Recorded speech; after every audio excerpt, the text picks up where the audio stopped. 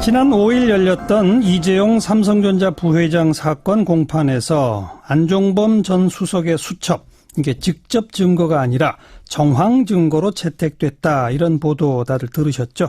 이게 어떤 의미가 있을까 참 궁금합니다.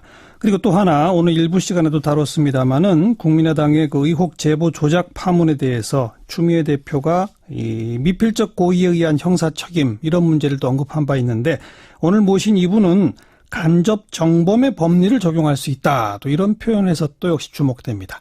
이런 궁금증 두루두루 풀어보려고요. 판사 출신이시고 지난번 국정농단 청문회에서도 활약하셨던 더불어민주당의 박범계 의원 초대했습니다. 어서 오십시오. 네, 선생님 안녕하세요. 네. 최고위원 되셨죠? 예, 7월 1일자로 임기 시작했습니다. 그건 이제 돌아가면서 하시는 겁니까? 어떻게 되는 거예요? 예, 권역별 최고위원이라고 그러세요. 저는 충청권과 강원권. 임기는? 예.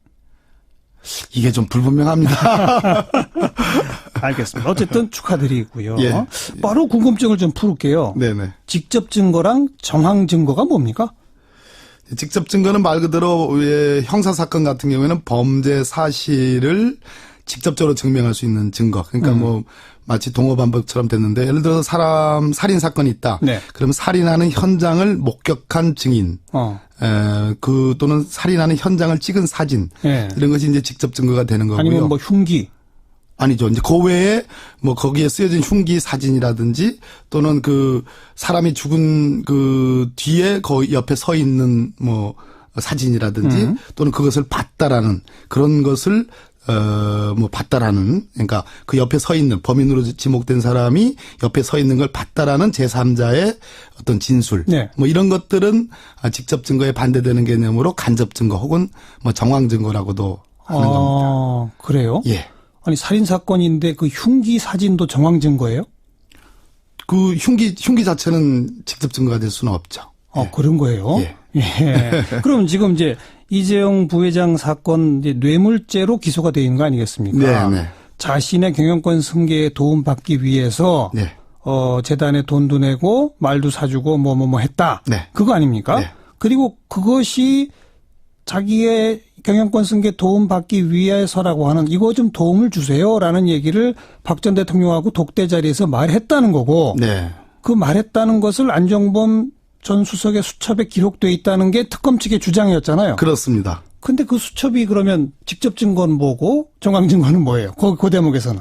그러니까 그 수첩의 내용은 수첩이 있는 사실, 예. 그리고 수첩에 기재되어 있는 내용, 이 두 가지로 구분해 놓을 수 있는데요. 예.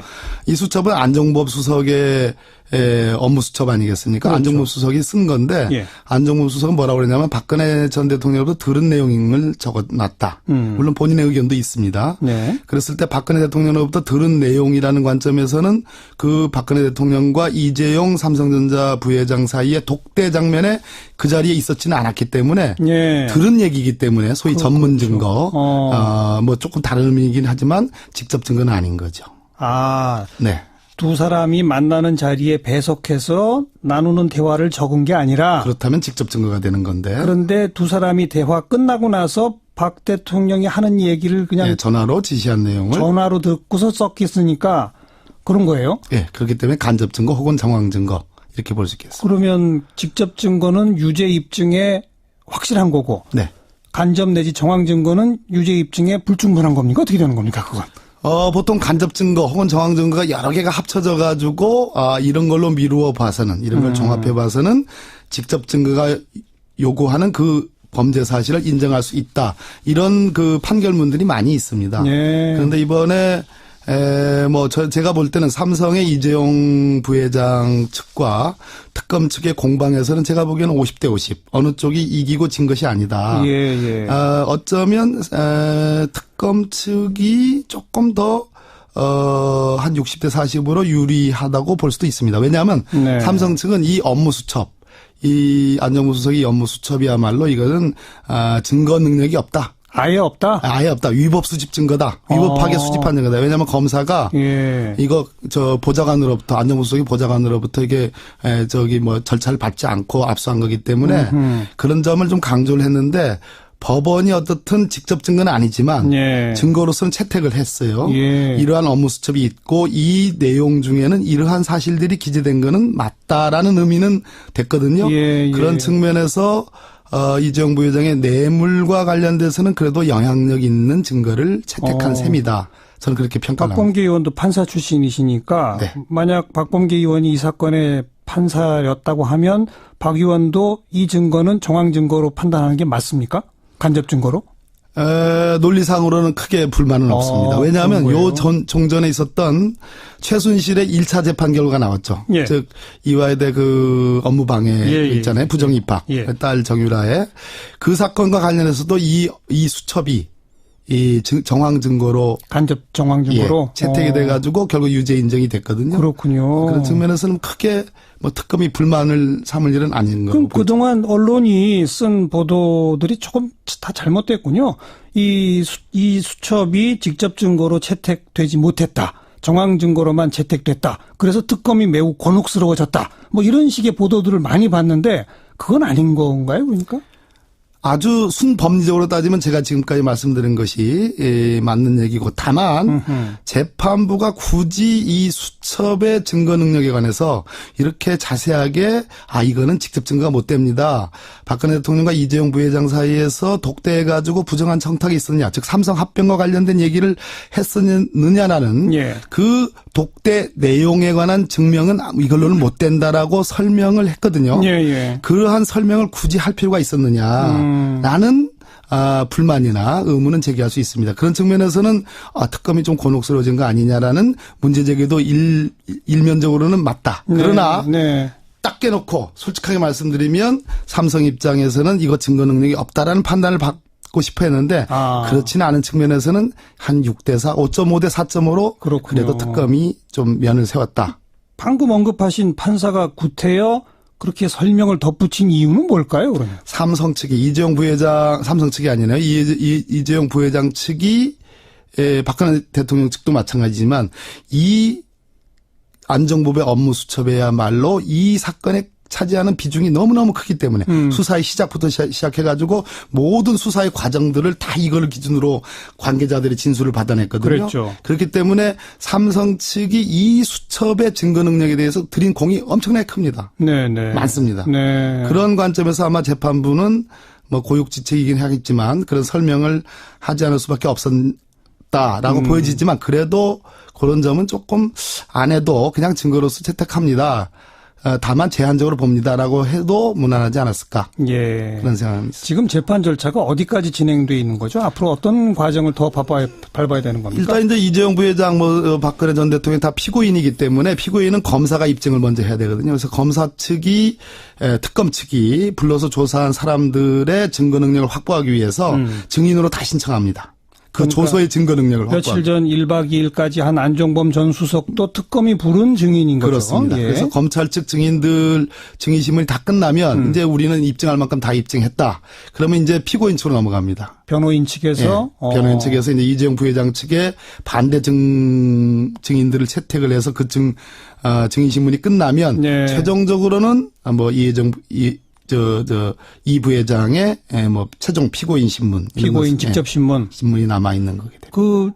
이재용 부회장 측 변호인이 변호인 측 증인을 몇 명이나 부를지 모르는 거 아닙니까?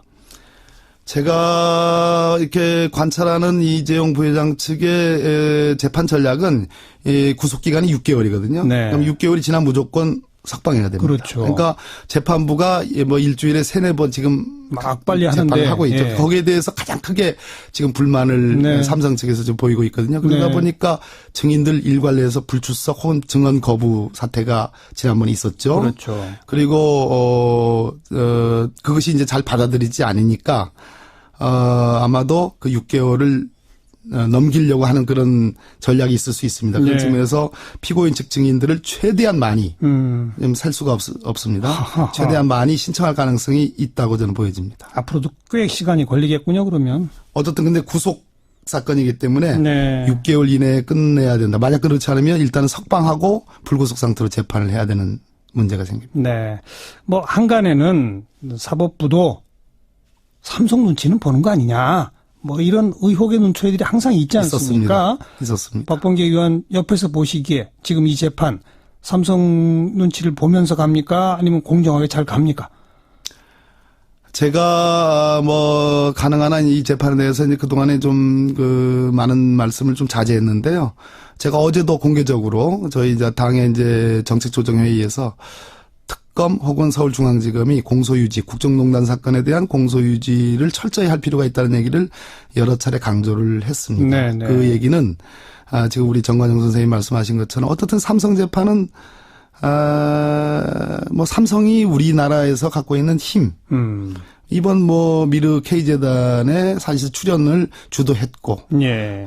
다른 기업과 달리 현실적인 그 최순실의 딸인 정유라에 대해서 말값 등에 80억 원이 그냥 직접 지원을 지원됐고, 했고, 그 밖에 예. 동계스포츠 영재센터에서 16억 나갔고, 이런 거 또 삼성이 갖고 있는 인맥, 정보력, 그런 걸 봐서는 확실히 영향을 받지 않는다라고 단정하기는 어렵거든요. 그런 측면에서 정말 정신 차리고 정말 철저하게 공소유지를 해야 된다. 그런 얘기를 강조한 말씀으로 제가 답을 드리겠습니다. 네. 알겠습니다. 자, 그 직접 증거, 뭐 정황 증거, 그 궁금증은 하나 풀었고요. 네네. 두 번째가 이제 전국 현안 가운데 하나인데 국민의당의 그 제보 조작 부분에 대해서 추미애 대표가 어제 그리고 오늘 이제 연이어 강성 발언을 내놨습니다. 미필적 고의에 대한 형사 책임은 져야 한다. 이런 표현을 썼어요. 근데 우리 박범계 의원께서는 간접 정범의 법리를 적용할 수 있다. 이런 표현을 썼는데 그 두 가지가 또 같은 말이에요? 다른 말이에요? 이거 제가 사실 여기 출연하라고 말씀하셔가지고 사실 진짜 나올까 말까 많이 고민했는데. 왜요? 참 이게 곤혹스러운 지금 질문이십니다. 그래요?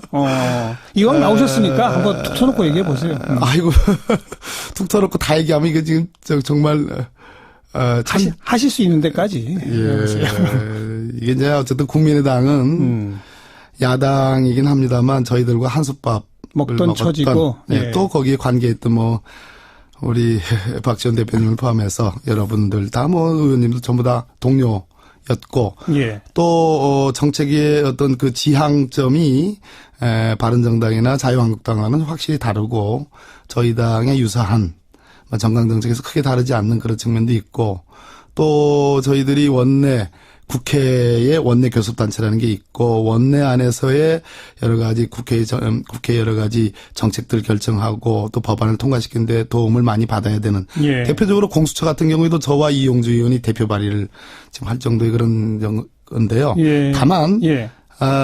지금 뭐 추미애 대표께서 저는 오늘 뭐 제가 최고위원회에서도 할 수 있는 말씀을 하신 거다. 이런 게 거들었습니다. 그것은 적어도 당의 대표는 당이 곧 국회는 아닙니다. 당이 국가기관도 아니지요. 그렇죠. 그죠? 당은 국민의 대표기관인 국회와 국민을 연결하는 그렇죠. 언제나 집권을 위해서 노력하는 그렇죠. 기구이죠. 예. 그래서 당에는 당원이 있고요. 예. 당원이 아니더라도 지지자가 있고 지지자가 있습니다. 그래서 당 대표는 국회만을 생각할 수 없습니다. 국회의 메커니즘. 예를 들어서 원내 교섭단체 간의 어떤 주거니 받거니 협상, 예. 법안을 어떻게 통과시킬 것인가 당연히 관심이 있지만 그것이 전부는 아닌 거죠. 그건 원내대표가 하는 거고. 그렇습니다. 예. 그래서 당 대표의 지향과 원내대표의 지향이 가능한 한 일치시켜서 한 목소리를 내는 것은 대단히 중요한 것이긴 하지만 맞아요. 그것이 언제나 같아야 될 이유가 있는 것은 아닙니다. 예. 뭐 다소간의 견제와 균형이 필요한 부분도 있고요. 그런 측면에서 추미애 대표가 판사 출신 아니겠습니까? 네. 아마도 지난 대통령 선거 치러지긴 5월 9일 나흘 전에 있었던 이 5월 5일에 이 증거 조작. 그렇죠. 이 녹취록을 조작해서 했던 이 제보 조작 사건에 대해서 아마 용납하기가 어려웠을 겁니다. 뿐더러 본인은 이걸로 고발까지 당했습니다. 국민의당으로부터. 먼저 이쪽에서 저희들이 고발했죠. 먼저 고발하니까 예, 제가 검토했던 사안입니다. 맞고발 당한 예. 거죠. 예. 제가 그래서 이 사안을 너무 잘 압니다. 예.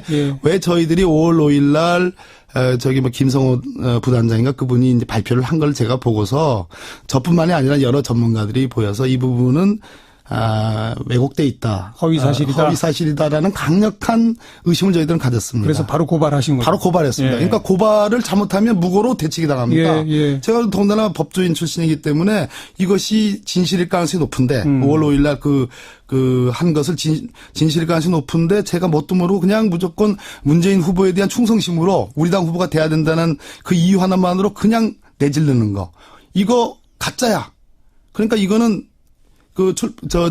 허위사실 유포에 의한 선거법 위반이야라고 무조건 고발했다가는 되치기 당하죠. 되치기 당합니다. 무고죄로. 예. 다만 당 대표는 추미애 대표님이기 때문에 예. 추미애 대표님의 이름으로 한 겁니다. 예. 그런데 물론 저만이 검토한 게 아니라 저희 뭐 선대위의 법률 지원단에 많은 변호사들이 검토를 했습니다. 그렇다면 저희들이 그 그거를 보고 녹취록을 보고 여러 내용들 종합했을 때 가장 첫째 의문이 파슨스 동료라고 했습니다. 네. 학교는 동기니 동문이 동창이니 동기 동문 동창이라는 말이 있어도 동료라고 안 하죠. 동료라고는 없습니다. 예, 이건 직장에서 쓰는 말입니다. 아무튼 그리고 이제 조작됐다는 게 밝혀졌어요. 그리고 추미애 대표는 본인도 무고죄로 고발까지 당했으니 못 참을 것이다. 그런 얘기인 거죠? 그렇습니다. 그래서 이제 그런 발언이 나왔다. 이거는 뭐 선거제도의 근간을 알겠습니다. 증거 조작을 해서 내는 거니까. 그러니까 당 대표로서 할 만한 얘기 한 거다. 이제 그 표현까지 들었고요. 네. 미필적 고의에 대한 형사적 책임과 이 간접 정범의 법리 이건 무슨 뜻이에요? 추미애 대표님 제가 오늘 보니까 역시 참 판사 출신이구나 하는 생각이 들었습니다. 미필적 고의 탁 말씀하시는데 제 건너 바로 옆에 계셨는데 제가 아이고 미필적 고의 저 말씀까지는 안 하셔도 되는데 이런 생각이 들었습니다. 근데 미필적 고의라는 게 뭐냐면 어떠한 사실을 주장했을 때 그것이 아닐 수도 있다라는 의심이 들 때 그 결정을 한 사람의 심리 상태는 두 가지로 나눠집니다. 형사법적으로 법적으로 아닐 수도 있다. 그러면 안 되는데 이거는 과실에 해당합니다. 근데 아닐 수도 있다. 그래도 할 수 없지 뭐. 지르면 미필적 고의입니다. 그래서 용인이라는 표현을 씁니다. 용인. 그 사실이 의심되지만 아니어도 괜찮아. 그냥 가. 그걸 용인이라고. 그 심리 상태를 용인이라고 씁니다. 형법에서. 그것이 미필적 고의가 그것이 된다. 미필적 고의입니다. 오늘 그 말씀을 용인이라는 표현과 함께 그 말씀을 썼어요. 그래서 이분이 뿔이 많이 나 있구나. 근데 왜 그 발언을 하면 안 되는데라고 생각하셨어요? 당대표는 말 그대로 이제 당무와 어떤 그 정치적 어떤 당 지지자들에 대한 어떤 그런 거 있는데 이것이 조작된 것이 객관적으로 드러난 이상은 이것은 용서할 수 없는 것이다라는까지는 좋았는데 법률적 판단을 하셔가지고 그거는 일종의 집권당 대표가 검찰한테 압박한다. 뭐 거기까지는 아니더라도 그렇게 해석이 될 수도 있죠. 뭐 정관영 선생님도 그럴 수도 있겠지만 어쨌든 그런 걸 살짝 우려하신 거죠, 그러니까. 그냥 웃고서. 그런데 박범계 의원도 최고위원 신분으로 간접 정범의 법리를 적용할 수 있다. 이건 뭐예요? 제가 간접 정범 법리 쓴 건 아마 최고위원 되기 하루 전인가. 의원 자격으로. 저도 마찬가지죠. 추미애 대표님과 마찬가지인데 저도 국회의원이기 전에 법률가 판사 출신이니까 결국은 제 버릇을 못 고치는 거죠. 제가 이제 해먹던 버릇이 있는 거니까. 그럼 무슨 뜻이에요? 간접 정범이라는 게 뭐냐면 지금 그 5월 5일 날 국민의당이 그 발표를 하고 나서 5월 9일까지 전국의 모든 방송과 신문과 모든 매체 심지어 모든 선거가 이루어지는 그 유세차의 선거 장소 때마다 이걸 그대로 써먹었지 않습니까? 그렇죠. 이 조작된 증거를. 대대적으로 했죠. 대대적으로 했습니다. 모든 패널들, 모든 토론자들, 모든 유세원들이 했습니다. 이 사람들은 이게 증거가 조작됐다고 생각하지 않았습니다. 그랬겠죠. 진실이라고 믿고 한 거죠. 그럼 이 사람들은 처벌되지 않죠. 고의가 없으니까. 그런데 이것은 조작된 거라고 알고 있는 사람이 있습니다. 이유미는 알고 있는 거죠. 그리고 이준서 씨도 알고 있어 개연성이 높아지는 지금 상태로 가고 있죠. 그건 아직 정확치는 않아요. 알고 있는 이 사람들은 적어도 5월 5일 이후에 물증 내놔라, 증거 내놔라 할 때 이유미는 그런 거 없다. 이거 더 이상 나가면 안 된다. 당이 망가진다. 국민의당 폭망한다. 이런 거 찾지 마라. 정말 괴롭다. 자, 이거는 이유미가 증거가 없다는 것을 아는 거거든요. 그럼 최소한 이유미를 기준으로 놓고 볼 때 본인이 제보해서 이것이 진실인 양 나간 5월 5일 이후에 5월 9일까지 5월 9일까지 늦어도 그때까지는 이것은 진실한 것이 아닙니다라고 알릴 의무가 있는 거죠. 네. 예. 네. 왜냐하면 그것이 진실하다고 믿고 전국에 떠드는 사람들이 수없이 많으니까. 그래요. 근데 그거를 내버려두고 가만 있었다는 겁니다. 그렇죠. 이 경우에 그 의무, 진실한 것을 밝힐 의무를 이행하지 않았기 때문에 그것은 직접적인 건 아니지만 간접 정범으로 처벌할 수 있다. 이런 얘기입니다. 그럼 직접, 본인이 알겠습니다. 예. 알겠습니다. 직접 조작을 한 것으로 현재까지 드러난 이유미는 뭐 간접이 아니라 직접 이미 이제 그 전에 범인이고 직접 이것이 조작됐다는 것을 혹시라도 5월 5일 알고 이후에도 있었던 사람이라면 그 사람은 간접 정범이 될 수 있다. 그렇습니다. 그 얘기로군요. 네. 그거랑 그 아까 말한 미필적 고의랑은 조금 다른 법률이군요. 그러니까. 조금 다른 겁니다. 예. 뭐가 적용되는 게 옳은지는 그거는 아니요. 두 가지가 다 같이 적용되는 거죠. 같이 적용될 수 있다. 예. 네. 다 그것이 합쳐져야지. 그러니까 알겠습니다. 5월 알겠습니다. 아이고. 좀 어렵죠? 아니, 뭐 어렵습니다만, 뭐 이렇게 정리하겠습니다. 추미애 대표 미필적 고의에 대한 형사적 처벌 언급한 거, 박범계 의원, 물론 최 의원 되기 하루 전 의원 신분으로 간접전범의 법리 적용 가능하다라고 말한 거, 이건 절대 검찰을 향한 압박은 아니다. 그렇죠. 그렇습니다. 적어도 법률 전문가로서 국회의원이긴 이전에 네. 법률 전문가, 제가 안타깝게 생각하는 거는 이게 지금 지도부가 알았냐 몰랐냐 책임이 있냐 없냐를 떠나서 어찌됐든 그게 일개 당원이라면 그분이 어쨌든 이것은 공당의 이름으로 대대적으로 발표됐고 한 4, 5일간 정말 써먹은 거 아니겠습니까? 예. 그러면 최소한의 정치적 책임이라는 것은 피하기 어려운 거죠. 알겠습니다. 그런 측면에서 제가 지적하는 겁니다. 네, 오늘 박범계 의원의 말씀을 통해서 이 더불어민주당이 이 사건을 어떻게 바라보는지 또 이 사건에 대해서 뭐 있는 그대로 말하기가 왜 불편한지 정치적 상황까지 우리 청취자들께서 다 소상 이해가 됐을 것 같습니다. 네. 나와주셔서 감사드립니다. 네, 감사합니다. 박범계 의원 함께 만났습니다.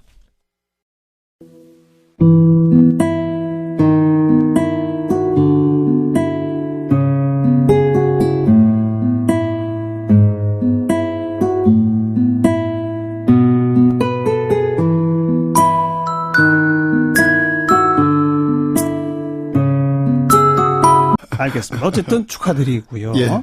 바로 궁금증을 좀 풀을게요. 네네. 직접 증거랑 정황 증거가 뭡니까? 직접 증거는 말 그대로 형사 사건 같은 경우에는 범죄 사실을 직접적으로 증명할 수 있는 증거. 그러니까 뭐 마치 동어반복처럼 됐는데 예를 들어서 살인 사건이 있다. 네. 그럼 살인하는 현장을 목격한 증인. 또는 살인하는 현장을 찍은 사진. 네. 이런 것이 이제 직접 증거가 되는 거고요. 아니면 뭐 흉기. 아니죠. 이제 그 외에 뭐 거기에 쓰여진 흉기 사진이라든지 또는 그 사람이 죽은 그 뒤에 그 옆에 서 있는 뭐 사진이라든지 또는 그것을 봤다라는 그런 것을 뭐 봤다라는 그러니까 그 옆에 서 있는 범인으로 지목된 사람이 옆에 서 있는 걸 봤다라는 제3자의 어떤 진술. 네. 뭐 이런 것들은 직접 증거에 반대되는 개념으로 간접 증거 혹은 뭐 정황 증거라고도 하는 겁니다. 그래요? 예. 아니 살인 사건인데 그 흉기 사진도 정황 증거예요? 그 흉기 자체는 직접 증거가 될 수는 없죠. 예. 그런 거예요? 예. 예. 그럼 지금 이제 이재용 부회장 사건 이제 뇌물죄로 기소가 되어 있는 거 아니겠습니까? 네. 자신의 경영권 승계에 도움받기 위해서 네. 재단에 돈도 내고 말도 사주고 뭐 했다. 네. 그거 아닙니까? 네. 그리고 그것이 자기의 경영권 승계 도움받기 위해서라고 하는 이거 좀 도움을 주세요라는 얘기를 박 전 대통령하고 독대 자리에서 말했다는 거고 네. 그 말했다는 것을 안종범 전 수석의 수첩에 기록돼 있다는 게 특검 측의 주장이었잖아요. 그렇습니다. 근데 그 수첩이 그러면 직접 증거는 뭐고 정황 증거는 뭐예요? 그 대목에서는. 그러니까 그 수첩의 내용은 수첩이 있는 사실 예. 그리고 수첩에 기재되어 있는 내용 이 두 가지로 구분해 놓을 수 있는데요. 예. 이 수첩은 안종범 수석의 업무 수첩 아니겠습니까? 그렇죠. 안종범 수석이 쓴 건데 예. 안종범 수석은 뭐라고 그러냐면 박근혜 전 대통령으로부터 들은 내용을 적었나. 지난 5일 열렸던 이재용 삼성전자 부회장 사건 공판에서 안종범 전 수석의 수첩, 이게 직접 증거가 아니라 정황 증거로 채택됐다. 이런 보도 다들 들으셨죠? 이게 어떤 의미가 있을까 참 궁금합니다. 그리고 또 하나 오늘 일부 시간에도 다뤘습니다마는 국민의당의 그 의혹 제보 조작 파문에 대해서 추미애 대표가 이 미필적 고의에 의한 형사 책임 이런 문제를 또 언급한 바 있는데 오늘 모신 이분은 간접 정범의 법리를 적용할 수 있다. 또 이런 표현에서 또 역시 주목됩니다. 이런 궁금증 두루두루 풀어보려고요. 판사 출신이시고 지난번 국정농단 청문회에서도 활약하셨던 더불어민주당의 박범계 의원 초대했습니다. 어서 오십시오. 네, 선생님 안녕하세요. 네. 최고위원 되셨죠? 예, 7월 1일자로 임기 시작했습니다. 그건 이제 돌아가면서 하시는 겁니까? 어떻게 되는 겁니까? 예, 권역별 최고위원이라고 그러세요. 저는 충청권과 강원권. 임기는? 이게 좀 불분명합니다. 맞다. 물론 본인의 의견도 있습니다. 네. 그랬을 때 박근혜 대통령으로부터 들은 내용이라는 관점에서는 그 박근혜 대통령과 이재용 삼성전자 부회장 사이의 독대 장면에 그 자리에 있었지는 않았기 때문에 예. 들은 얘기이기 때문에 소위 전문 증거 뭐 조금 다른 의미이긴 하지만 직접 증거는 아닌 거죠. 아, 네. 두 사람이 만나는 자리에 배석해서 나누는 대화를 적은 게 아니라 그렇다면 직접 증거가 되는 건데. 그런데 두 사람이 대화 끝나고 나서 박 대통령이 하는 얘기를 그냥 네, 전화로 지시한 내용을 전화로 듣고서 썩혔으니까 그런 거예요? 예, 그렇기 때문에 간접 증거 혹은 정황 증거 이렇게 볼 수 있겠습니다. 그러면 직접 증거는 유죄 입증에 확실한 거고 네. 간접 내지 정황 증거는 유죄 입증에 불충분한 겁니까? 어떻게 되는 겁니까, 그건? 보통 간접 증거 혹은 정황 증거가 여러 개가 합쳐져 가지고 이런 걸로 미루어 봐서는 이런 걸 종합해 봐서는 직접 증거가 요구하는 그 범죄 사실을 인정할 수 있다. 이런 그 판결문들이 많이 있습니다. 네. 그런데 이번에 제가 볼 때는 삼성의 이재용 부회장 측과 특검 측의 공방에서는 제가 보기에는 50대 50. 어느 쪽이 이기고 진 것이 아니다. 예. 어쩌면, 특검 측이 조금 더, 한 60대 40으로 유리하다고 볼 수도 있습니다. 왜냐하면 네. 삼성 측은 이 업무 수첩, 이 안정무 수석의 업무 수첩이야말로 이거는, 증거 능력이 없다. 아예 없다? 아예 없다. 위법 수집 증거다. 위법하게 수집한 증거다. 왜냐하면 검사가 이거 보좌관으로부터 안정무 수석이 보좌관으로부터 이게 절차를 밟지 않고 압수한 거기 때문에 그런 점을 좀 강조를 했는데 법원이 어떻든 직접 증거는 아니지만 증거로서는 채택을 했어요. 이러한 업무 수첩이 있고 이 내용 중에는 이러한 사실들이 기재된 거는 맞다라는 의미는 됐거든요. 그런 측면에서 이재용 부회장의 뇌물과 관련돼서는 그래도 영향력 있는 증거를 채택한 셈이다. 저는 그렇게 평가를 합니다.